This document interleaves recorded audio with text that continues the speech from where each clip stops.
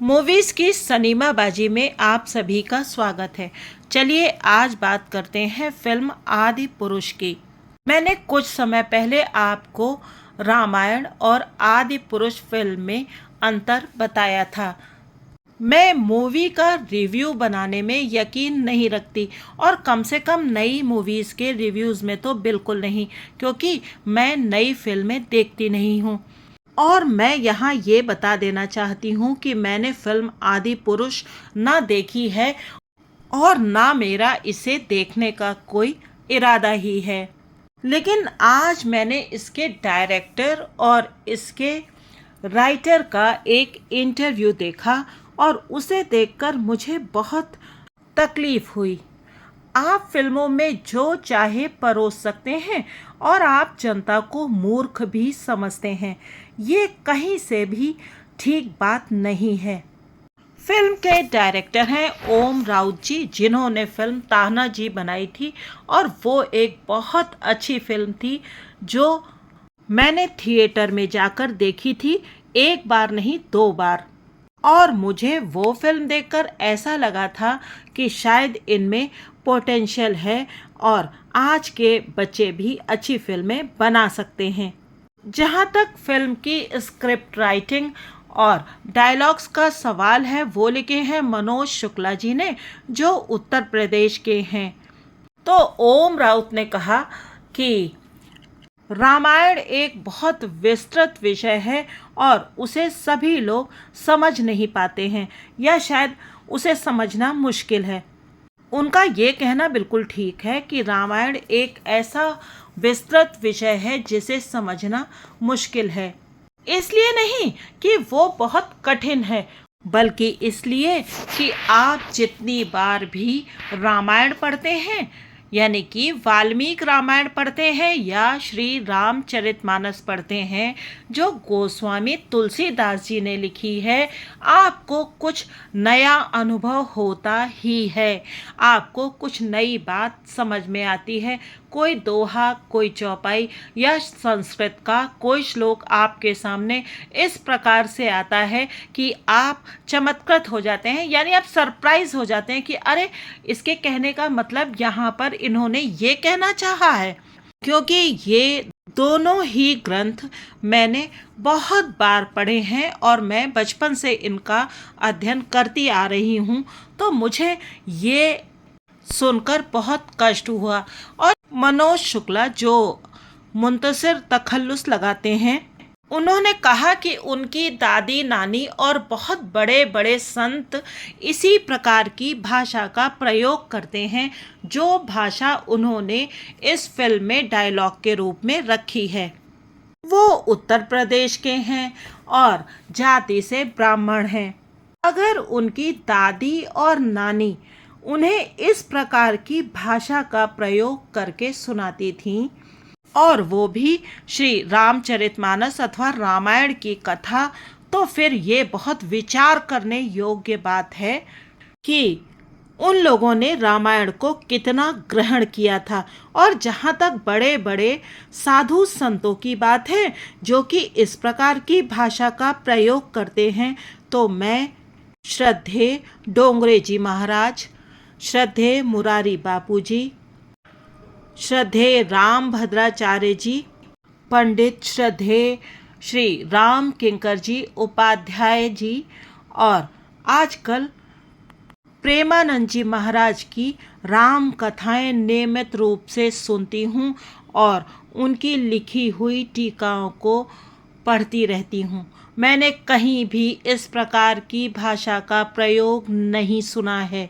जैसा मनोज शुक्ला जी कह रहे थे, तो उत्तर प्रदेश में राम लीलाएं पितृपक्ष के आसपास प्रारंभ होकर दशहरे तक चलती हैं और धनुष यज्ञ कराने की परंपरा वहाँ पर बहुत अधिक है, जिसमें कि एक रात की लीला होती है, जिसमें कि श्री लक्ष्मण जी और परशुराम जी का संवाद होता है और धनुष भंग की लीला होती है। उसमें कुछ जगह पर नृत्य, गीत आदि के प्रसंग दिखाए जाते हैं, लेकिन वो प्रसंग भी राक्षसों के दरबार में ही दिखाए जाते हैं और जो नर्तकियां नृत्य करती हैं वो राक्षसों के यहाँ ही नृत्य करती दिखाई जाती हैं। इस प्रकार के संवाद कहीं भी मर्यादा पुरुषोत्तम प्रभु राम या कोई भी मुख्य पात्र बोलता नहीं सुनाई पड़ता है। मैं मानती हूँ कि कोई भी यदि फिल्म निर्देशक है या कहीं भी कोई मंचन के काम से यानी नाटक आदि बनाने के कार्य से जुड़ा हुआ है तो श्री राम कथा को मंच पर लाना उसके लिए एक बड़ा सपना होता है, लेकिन उसको आप किस तरह से मंचित करते हैं ये एक बहुत बड़ी बात है। इस बारे में मैं आपको अपना एक अनुभव बताना चाहती हूँ। मैं एक बालिका इंटर कॉलेज में प्रिंसिपल रही हूँ और वहाँ पर मैं नाटक आदि कराया करती थी। सन 2003 में मैंने श्री राम कथा का मंचन किया था। हमारा विद्यालय बहुत छोटा था और उसमें बजट की बहुत कम गुंजाइश थी। मैंने सुना है कि ये करोड़ों रुपए में फिल्म बनकर तैयार हुई है, लेकिन मैं आपको एक बड़ी छोटी सी झलकी दिखाती हूँ। हमारे पास बजट बिल्कुल ही कम था, शायद 10,000 रुपये का भी बजट नहीं था, क्योंकि 2003 में ये मंचन हुआ था। जिन लोगों ने फिल्म आदि पुरुष देखी है वो कह रहे हैं कि फिल्म में जो पेड़ पौधे आदि दिखाए जाते हैं वो कहीं पे भी हिलते डुलते नहीं महसूस होते हैं और अशोक वाटिका को भी बहुत ही उजड़ा उजड़ा सा दिखाया गया है। तो मैं आपको बताती हूँ कि मैंने जो राम कथा का मंचन करवाया था वो किस प्रकार से कराया था। एक छोटे से विद्यालय में जब आप मंचन कराते हैं और आपको नाटक के लिए केवल 1 घंटे का समय मिलता है तो आपके पास बहुत ज़्यादा कुछ करने दिखाने का अवसर नहीं होता है। मैंने 5 या 7 दृश्यों में पूरी राम कथा को समेटा था और उसमें जो अशोक वाटिका का दृश्य था उसमें मैंने पेड़ों के लिए दफ्ती से गोल गोल खंबे जैसे बनवाए थे जो बीच में से खोखले थे और उनको पेड़ के तने का रूप दिया गया था और उनमें मैंने अशोक के पेड़ की डालें कटवा कर लगवा दी थी, जिससे कि वो वास्तविक पेड़ लग रहे थे और वो हवा चलने पर उड़ते भी थे। पर्णकुटी के लिए हमारे कारपेंटर जी ने एक छोटी सी झोपड़ी बनाई थी जिसमें फूस का छप्पर भी डाला गया था। आप कल्पना ये करिएगा कि ये स्टेज कोई बहुत बड़ा स्टेज नहीं था, ज़्यादा से ज़्यादा 20 बाई 15 का स्टेज रहा होगा। और उससे जुड़ा एक और वाकया मैं आपको बताना चाहती हूँ। जब हमारे इस शो का मंचन हो रहा था, जो कि दिन में 3 बार होता था क्योंकि संख्या बच्चों की बहुत अधिक थी और उनके अभिभावक भी आते थे, तो हमें दिन में 3 बार शो का आयोजन करना पड़ता था। तो जो बच्ची हनुमान जी बनी थी उसको सुबह ही बहुत तेज बुखार आ गया, लेकिन सारे के सारे बच्चे उपवास रखते थे, फल फ्रूट आदि खाते थे और उसके बाद जब अपना कथा का मंचन हो जाता था तभी अन्न खाते थे। जब वो लड़की स्टेज पर आई तो उसका बुखार पता नहीं कहाँ चला गया था और उसने बहुत ही सुंदर अभिनय किया था। राम कथा श्रद्धा की विषय वस्तु है, उसे आप अपने तुच्छ हित के लिए प्रयोग करने की कल्पना भी ना करें। बहुत सारे लोग जो इस प्रकार की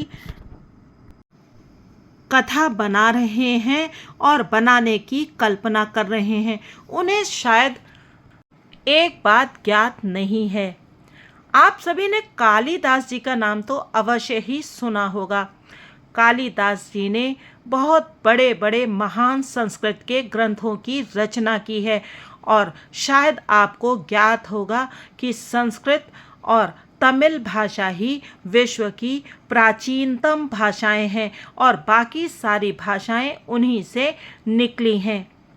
कालिदास जी ने अपनी नाटिका, अपने नाटक, अपने काव्य महाग्रंथ कुमार संभवम में महायोगी भगवान श्री शंकर जी और माता पार्वती जी के विवाह के पश्चात उनके कैलाश पर रमण के प्रसंग का वर्णन किया था और कहते हैं माता पार्वती जी ने उन्हें श्राप दिया था कि कोई पुत्र अपने माता पिता के विषय में ऐसी कल्पना भी कैसे कर सकता है।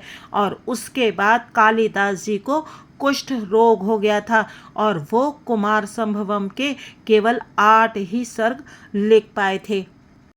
किंतु ये कलयुग है और यहाँ पैसा ही सब कुछ है, जिससे आप क्या कर सकते हैं, ज़्यादा से ज़्यादा बड़ी कार खरीद सकते हैं, बड़े महल जैसे मकान बनवा सकते हैं, लेकिन आप कैसे हजारों लाखों लोगों की भावनाओं के साथ खिलवाड़ कर सकते हैं। प्रभु श्री राम हमारी रक्त की एक एक बूंद में सम्मिलित हैं। और क्या आपको जरा भी अंदाजा है कि अयोध्या नगरी और प्रभु श्री राम का इतिहास कब का है? अयोध्या को सतयुग में महाराज मनु ने बसाया था। आपने फिल्म का नाम रखा है आदि पुरुष। आदि पुरुष यानी प्राचीन। तो सनातन धर्म के आदि पुरुष हैं महाराज मनु और महारानी शतरूपा जी, जिनसे इस सारी सृष्टि का विस्तार हुआ है। भगवान श्री राम को मर्यादा पुरुषोत्तम कहा जाता है और उनके पहले रघुवंश में बहुत सारे कीर्तिमान राजा सम्राट हो चुके थे। मैंने इस फिल्म का टीज़र देखा था और मुझे इसी से बड़ी आपत्ति थी, क्योंकि फिल्म में जो डार्क ट्रीटमेंट किया गया था वो मुझे बिल्कुल पसंद नहीं आया था। इसके पहले भी संजय लीला भंसाली ने फिल्म बनाई थी सावरिया और उस फिल्म का ट्रीटमेंट भी बहुत डार्क था। जब आप बात करते हैं मर्यादा पुरुषोत्तम श्री राम प्रभु की, तो आपको केवल प्रकाश ही प्रकाश दिखता है। प्रभु श्री राम सूर्य कुल के थे और वो सूर्य कुल के दैदीप्यमान भानु थे। आप कैसे उनके साथ अंधकार की कल्पना कर सकते हैं? जब आप श्री राम का नाम भर लेते हैं तो आपके दुख, उदासी और निराश मन में एक नई आशा का, एक नई आस्था का और एक नए प्रकाश का संचार हो जाता है। राम का नाम लेकर के आप बड़े से बड़े दुस्तर कार्य भी, कठिन काम भी कर जाते हैं। कहते हैं राम ते अधिक राम कर नामा। और आपने तो फिल्म में प्रभु का नाम श्री राम न रखकर राघव रख दिया। माता सीता को आपने जानकी कर दिया और लक्ष्मण जी को आपने शेष का नाम दे दिया। क्या आपने वाल्मीकि रामायण अथवा श्री रामचरितमानस पढ़ने की जरा भी कोशिश की? तो चलिए मैं आपको बताती हूँ कि क्यों रखा गया था प्रभु का नाम राम। जब चारों बालकों का जन्म हो गया तब वशिष्ठ जी ने नामकरण के अवसर पर चारों भाइयों की विशेषता और गुण बताते हुए उनके नाम रखे। जो आनंद सिंधु सुख राशि, सीकर ते त्रैलोक सुपासी। सो सुखधाम रामसनामा, अखिल लोक दायक विश्रामा। ये जो आनंद के समुद्र और सुख की राशि हैं, जिस आनंद सिंधु के एक कण से तीनों लोग सुखी होते हैं, उन आपके सबसे बड़े पुत्र का नाम राम है, जो सुख का भवन और संपूर्ण लोकों को शांति देने वाला है। और लखनलाल का नाम लच्छन धाम राम प्रिय, सकल जगत आधार, गुरु वशिष्ठ ते ही राखा, लक्ष्मण नाम उदार। जो शुभ लक्षणों के धाम श्री राम जी के प्यारे और सारे जगत के आधार हैं, गुरु वशिष्ठ जी ने उनका लक्ष्मण ऐसा श्रेष्ठ नाम रखा। चलिए फिल्म में नाम बदल दिए गए हैं, लेकिन आपने पात्रों का ट्रीटमेंट भी एकदम अलग किया है। आप अगर फिल्म के चित्र देखें तो आप लक्ष्मण जी को देख करके उनके चेहरे पर कोई भाव ही नहीं पाएंगे। और अगर आप रामायण सीरियल के सुनील लहरी जी को देखें तो आप स्पष्ट रूप से देख पाएंगे कि क्रोध आदि भावों में उनकी भौवें और नासिका कैसे फड़कती थी। और ये आपको लक्ष्मण परशुराम संवाद में बहुत सुंदरता से दिखेगा। और हनुमान जी की कल्पना हम लोग नहीं करते हैं। हनुमान जी तो हमारे सम्मुख साक्षात रहते हैं। पूरे भारतवर्ष में जितने मंदिर हनुमान जी के होंगे शायद और किसी भगवान के नहीं होंगे। शिव मंदिर और हनुमान मंदिर आपको भारत के कोने कोने में मिल जाएंगे। और हनुमान जी को देखकर कहीं से भी ऐसा प्रतीत नहीं हो रहा था कि ये हनुमान जी हैं। उनका चेहरा एकदम भावहीन था। आपको याद है दारा सिंह जी, जिन्हें देखकर अपने आप मन में श्रद्धा उत्पन्न हो जाती थी। हालांकि वो पंजाबी एक्सेंट में डायलॉग बोलते थे, लेकिन फिर भी उनके बोले डायलॉग आज तक याद किए जाते हैं। और जब अशोक वाटिका का प्रसंग होता है तो जिस प्रकार से दारा सिंह जी ने अभिनय किया था, आज भी उसको याद करके रोमांच हो आता है। फिल्म आदि पुरुष में दिखाया गया है कि हनुमान जी अपने सीने पर हाथ रख के माता सीता को प्रणाम कर रहे हैं। क्या हमारे यहाँ ऐसे प्रणाम करने की परंपरा है? अगर आपने पश्चिमी देशों में जो उनका राष्ट्र गीत बजता है उसको देखा हो तो वो सब लोग अपने सीने पर हाथ रखे उसको सम्मान देते हैं। किंतु क्या भारत में ऐसी परंपरा है? यहाँ पर नमस्कार की, प्रणाम की परंपरा है। आखिर आप क्यों अलग से बनाना चाहते थे? आप क्या हमारी परंपराएं भी बदल देंगे? और तब बदल देंगे जबकि कोविड के समय पूरी दुनिया ने नमस्कार का महत्व स्वीकार किया था। जो लोग हाथ मिलाते थे वो सब नमस्कार करने लगे थे, प्रणाम करने लगे थे। और अभी कुछ समय पहले आपने एक विदेशी राष्ट्रपति को, हमारे प्रधानमंत्री को प्रणाम करते, उनके चरण स्पर्श करते अपनी आंखों से स्पष्ट देखा होगा। एक विदेशी भी हमारी परंपराओं के पालन का संकल्प लेते हैं और उसका सम्मान करते हैं। आप क्या दिखाना चाह रहे थे? जिन लोगों ने फिल्म देखी है उन्होंने बताया है कि विभीषण को ऐसा दिखाया गया है कि वो रावण के साथ बैठ कर के मदिरा पान कर रहे हैं, जबकि श्री रामचरितमानस में और रामायण में भी ऐसा प्रसंग है कि विभीषण को जब हनुमान जी लंका गए थे तब उन्होंने ये पाया कि वो राम भक्त हैं, इसीलिए उन्होंने विभीषण से ही माता सीता का पता पूछा था। और तुलसीदास जी द्वारा रचित रामायण में तो प्रभु श्री राम ने स्वयं कहा है, तुम सरीखे संत प्रिय मोरे, यानी कि उन्होंने विभीषण जी को संत कहा है। वो कहते हैं कि भलु बरबास नरक करताता, दुष्ट संग जन दे विधाता, यानी कि दुष्टों का संग देने से अच्छा है कि विधाता नरक दे दे। और आप सरीखे संत मुझे बहुत प्रिय हैं। और उन विभीषण को और उनकी पत्नी को बहुत भद्दी तरीके से प्रस्तुत किया गया है। और रावण, क्या आपने वाल्मीकि रामायण या तुलसीदास जी द्वारा रचित रामायण का अध्ययन किया था? अगर आपने वो अध्ययन किया होता तो काले रंग की लंका आप कभी नहीं दिखाते। और जहाँ तक रावण का प्रश्न है तो रावण और कुंभकर्ण कौन थे, क्या आप जानते हैं? चलिए मैं आप सब लोगों को बताती हूँ कि भगवान विष्णु के द्वारपाल थे जय और विजय। एक बार सनकादि मुनि, जो 5 वर्ष के बालक के रूप में रहते हैं, वो भगवान का दर्शन करने के लिए आए, लेकिन इन दोनों द्वारपालों ने उनको अंदर जाने नहीं दिया।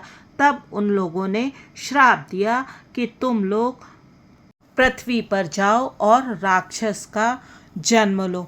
जब उन लोगों ने अनुनय विनय की कि वो तो अपना कार्य कर रहे थे, तब उन मुनियों ने इनको ये वचन दिया कि प्रभु के हाथों ही आपकी मृत्यु होगी। इसलिए जय विजय, जो कि भगवान विष्णु जी के पार्षद थे, उन्होंने रावण और कुंभकर्ण का जन्म लिया था। वैसे भी वो पुलस्त ऋषि के वंशज थे और प्रकांड विद्वान थे। अगर आपने पुराना रामायण सीरियल देखा है, तो जब रावण कुंभकर्ण को जगा करके बताता है कि प्रभु राम के साथ उसने बैर ले लिया है, तो कुंभकर्ण उसको बहुत बुरी तरीके से बोलता है कि तुमने ये बहुत गलत किया, लेकिन तुम मेरे भाई हो तो मैं तुम्हारा ही साथ दूंगा। आप सभी लोगों ने रावण के रोल में अरविंद त्रिवेदी जी को देखा होगा, और क्या एक क्षण के लिए भी आपको ऐसा लगा कि ये रावण के रोल में जच नहीं रहे हैं? फिर आपने इस प्रकार से रावण के रोल के साथ मजाक क्यों किया? क्या आप लोगों को मालूम है, कानपुर में एक ऐसा मंदिर है जहां दशहरे के दिन रावण, जिनका वो मंदिर है दशानन मंदिर, उनकी पूजा की जाती है। कहते ये हैं कि रावण ने स्वयं ही प्रभु के हाथों मारे जाने के लिए माता सीता का हरण किया था। जिस प्रकार के संवाद रावण के मुख से कहलवाए गए हैं, वो अत्यंत अशोभनीय हैं। और मेघनाद, जब मेघनाद का जन्म हुआ था, तो कहते हैं आसमान में मेघ गरज रहे थे और वो स्वयं भी बहुत विद्वान था। विजय अरोड़ा जी को रामायण सीरियल में आपने ये पात्र निभाते देखा होगा। क्या मेघनाद टैटू बनवाए रहता था? मेघनाद को इंद्रजीत भी कहते थे, क्योंकि उसने इंद्र को भी जीत लिया था। और क्या राक्षस हो जाने से आप ये अनुमान लगा लेते हैं कि उनके यहाँ नैतिकता का कोई अर्थ नहीं था? क्या आपको सती सुलोचना के बारे में जरा भी ज्ञान है, जो कि मेघनाद की पत्नी थी और उनके साथ ही सती हो गई थी, जबकि उनको ऐसा करने से बार बार रोका जा रहा था। लंका काली थी। आपने सोने की लंका के बारे में लगता है पढ़ा ही नहीं है। जब हनुमान जी लंका जाते हैं और वो रावण को अपने बिस्तर पर सोता हुआ देखते हैं माता सीता की खोज करते समय, तो चाहे वाल्मीकि रामायण हो अथवा तुलसीदास जी कृत रामायण, उसमें उसके वैभव का इतना अधिक वर्णन है कि आप कल्पना ही नहीं कर पाएंगे कि किस प्रकार से उस दृश्य का वर्णन किया गया है। अब आती है बात माता सीता और प्रभु श्री राम के प्रणय दृश्यों की। मैंने जैसा बताया कि माता पार्वती ने कालिदास जी को श्राप दिया था। हम सभी जानते हैं कि हमारा जन्म कैसे होता है, लेकिन क्या हम अपने माता पिता के बारे में ऐसी कल्पना कर सकते हैं? और वैसे भी वनवास के क्या नियम होते हैं, आपको जानना चाहिए। क्या कभी आपके मन में ये प्रश्न आया कि 14 वर्ष के वनवास के बीच में माता सीता को गर्भ क्यों नहीं हुआ? वनवास के बहुत सारे नियमों में ब्रह्मचर्य भी एक नियम है। उसमें वल्कल वस्त्र पहनना, कंदमूल फल का आहार, भूमि पर शयन, किसी भी नगर में ना जाना आदि सम्मिलित हैं। जब माता सीता का अपहरण हो जाता है, उसके बाद सुग्रीव जब अपने मद और विलासिता में डूब जाता है और अपने किए हुए प्रण को भूल जाता है, तब प्रभु श्री राम स्वयं उसके नगर नहीं जाते क्योंकि उन्हें नगर जाना मना होता है और लक्ष्मण जी को सुग्रीव के पास भेजते हैं। ऐसे ही जब लंका को जीत लेते हैं तब भी वो नगर में नहीं जाते और लक्ष्मण जी को भेजते हैं विभीषण का राज तिलक करने के लिए। उस इंटरव्यू में मैंने सुना कि उन लोगों ने डायलॉग्स के बारे में ये कहा कि आजकल के बच्चे इसी प्रकार के डायलॉग सुनते और बोलते हैं। पता नहीं किन बच्चों की बात कर रहे थे वो। आपस में मित्रों में शायद इस तरह की भाषा का प्रयोग बच्चे करते हों। हालांकि मुझे तो नहीं लगता कि अपने परिवारों में अपने माता पिता से और गुरुजनों से बच्चे इस प्रकार की बात करते हैं। और अंगद कहता है कि हम अपनी बहनों की रक्षा करेंगे या इसी प्रकार का कोई डायलॉग। तो बहन कौन था? माता सीता को हर एक वानर ने, हर एक वहाँ उपस्थित व्यक्ति ने माता ही कहा है। माता सीता, मात्र माता। बाप, जली, बुआ का बगीचा, और बुआ का बगीचा तो मुझे खाला का घर से मिलता जुलता लगता है। जैसे एक उत्तर प्रदेश में अक्सर कहा जाता है कि तुम्हारी खाला का घर है जो तुम यहाँ चले आए, वैसे ही उसको बुआ का बगीचा कर दिया गया लगता है। चलिए अब बात कर लेते हैं वस्त्रों की। कहाँ पर ये रिसर्च करी गई है जिसमें कि सफ़ेद वस्त्र माता सीता को पहनाने की बात की गई है। श्री वाल्मीकि रामायण में भी रंगों का वर्णन है। यहाँ तक कि शिव पुराण अगर आपने पढ़ा हो तो उसमें भगवान श्री शंकर और पार्वती जी के विवाह के समय ऐसे मंडप का वर्णन किया गया है जिसमें कि साक्षात देवताओं की मूर्तियां बनाई गई थीं जो उन्हीं के समान बोलती थीं और चलती थीं। और माता सीता और प्रभु श्री राम के विवाह के समय भी ऐसा मंडप बनाया गया था जिसके पक्षी स्वयं कूजते थे और जिसमें रत्नों की बनी बेलें और पुष्प आदि बने थे। जब भरत जी चित्रकूट जाते हैं और रास्ते में वो निषाद राज के साथ भेंट करते हैं और निषाद राज उन्हें बताते हैं कि एक पेड़ के नीचे प्रभु श्री राम जी ने और माता सीता ने कुश और पत्तों पर विश्राम किया था। तब भरत जी रोते हुए ये कहते हैं कि प्रभु अपने शयन कक्ष में कितने सारे मखमली और सुंदर वस्त्रों की शैया पर विश्राम करते थे। और यही बात लक्ष्मण और निषाद राज के बीच संवाद में भी कही जाती है कि प्रभु अपने अयोध्या के महल में कितनी रेशमी चादरों, तकियों, तोशकों आदि के बीच विश्राम करते थे और यहाँ वो कुश की सांथरी पर सोए थे। जहाँ तक चमड़े का वस्त्र श्री राम जी के पहनने की बात है तो केवल वाल्मीकि रामायण में ये वर्णन है कि वो गोह के चमड़े के बने हुए दस्ताने या अंगुलियों में पहनने के वस्त्र पहनते थे जिससे कि धनुष बाण चलाते समय उंगलियां ना कटें। और इसके साथ साथ एक ऐसी पेटिका का वर्णन भी किया गया है जिसमें कि प्रभु श्री राम और लक्ष्मण जी अपने सारे के सारे अस्त्र शस्त्र लेकर जाते हैं जो कि चमड़े से मढ़ी पेटिका है। वल्कल वस्त्र उन्हें कैकेयी स्वयं देती हैं और आभूषण जो माता सीता को सती अनुसुईया जी ने, जो कि महर्षि अत्रि की पत्नी थी और महान सती नारी हुई हैं, उन्होंने दिए थे।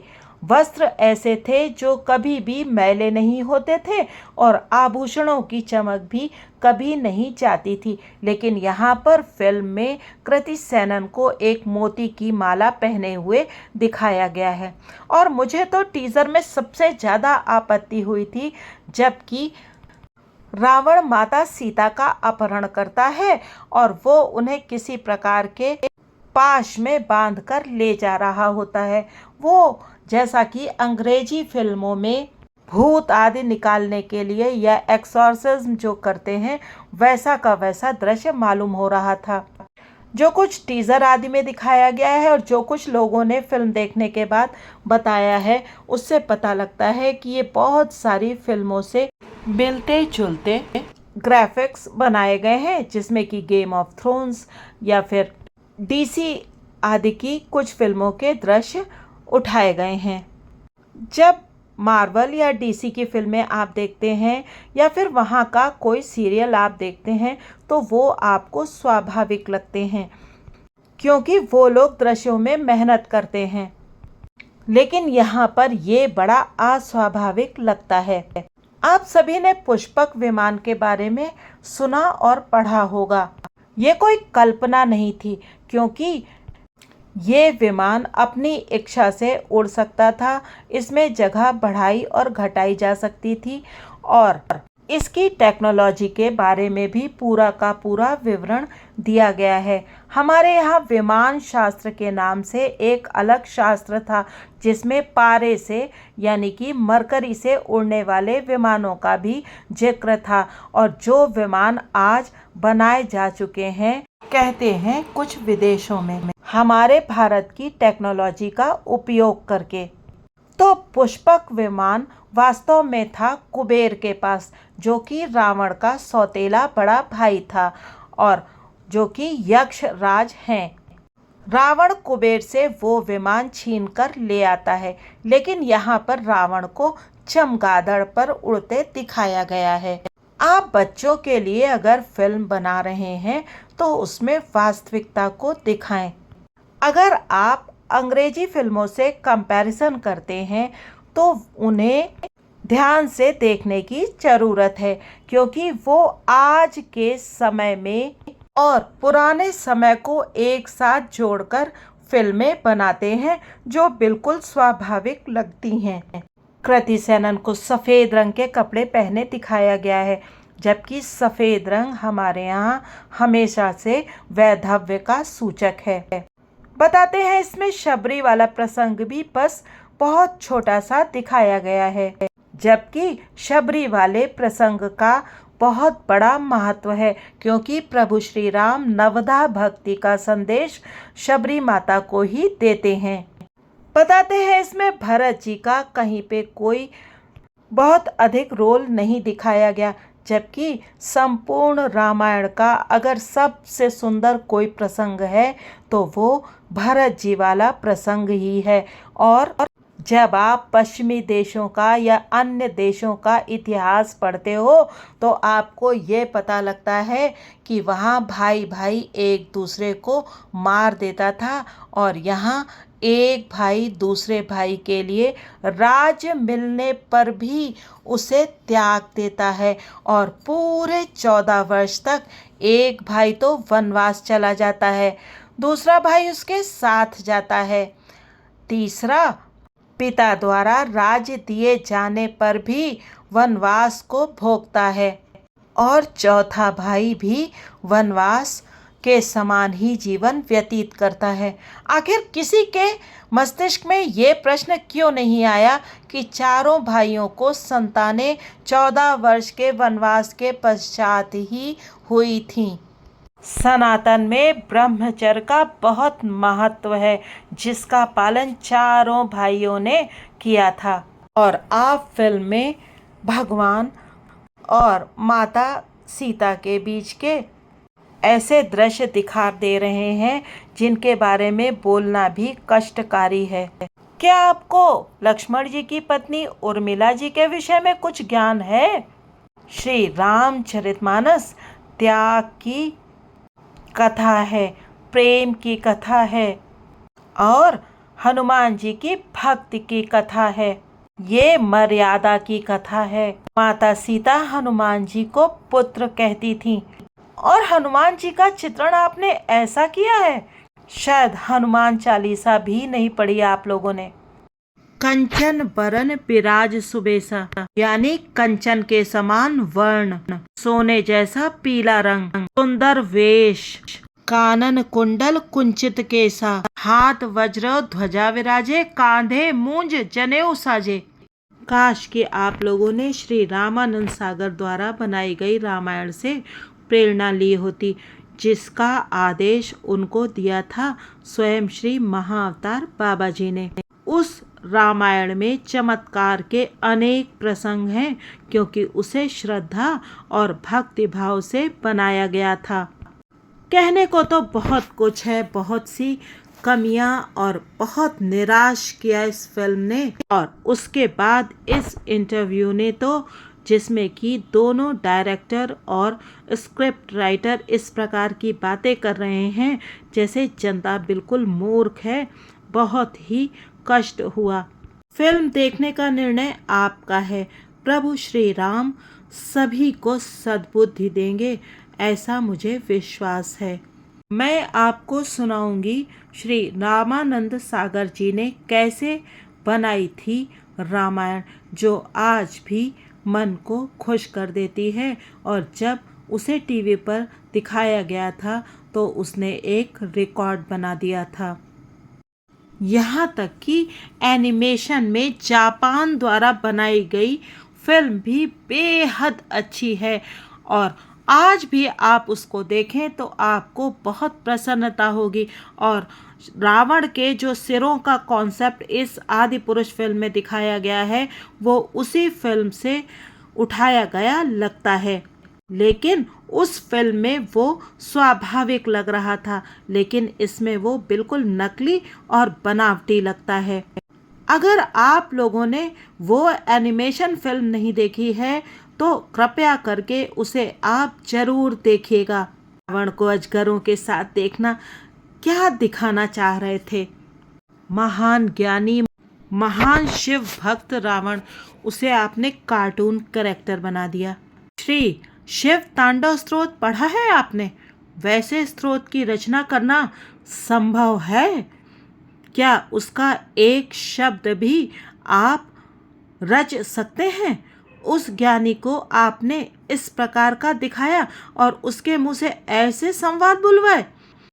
पढ़िएगा आप लोग भी शिव तांडव स्तोत्र और उसका अर्थ भी समझिएगा, फिर जानिएगा कितनी उच्च कोटि का ज्ञानी था रावण। लेकिन हमारे सनातन में आप यदि अहंकार करते हैं और यदि आप धर्म विरुद्ध कार्य करते हैं तो आपका अंत वैसा ही होता है जैसा रावण का हुआ था।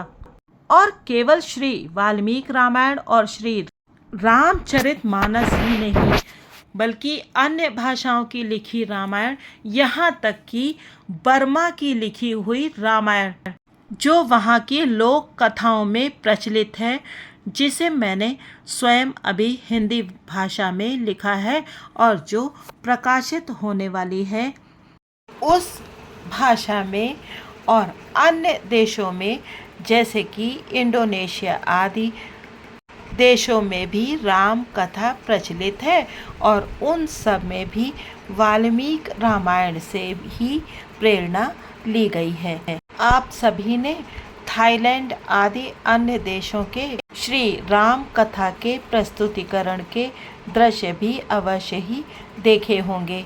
वो भी बहुत भव्य और ऐसे ही हैं जैसी राम कथा हमारे यहाँ प्रचलित है। फिल्म के विषय में निश्चय आपको करना है, और हाँ, सनातन धर्म को हानि पहुंचाने की तो कल्पना करना भी व्यर्थ है। शिकायत तो सेंसर बोर्ड से भी है, जिसने इस फिल्म को पास किया। चलिए, गोस्वामी तुलसीदास जी ने स्वयं ही कहा है, को बड़ छोट कहत अपराधु। तो उन लोगों ने अपनी बुद्धि के अनुसार इस फिल्म को बनाया है। कल के कबिन करऊं परनामा, जिन बरने रघुपति गुण ग्रामा। कलयुग के भी उन कवियों को मैं प्रणाम करता हूँ जिन्होंने श्री रघुनाथ जी के गुण समूहों का वर्णन किया है। वैसे तो हर एक व्यक्ति अपने मन में जानता है कि वो सही कर रहा है या गलत। ये प्रस्तुति आपको कैसी लगी अवश्य ही बताइएगा।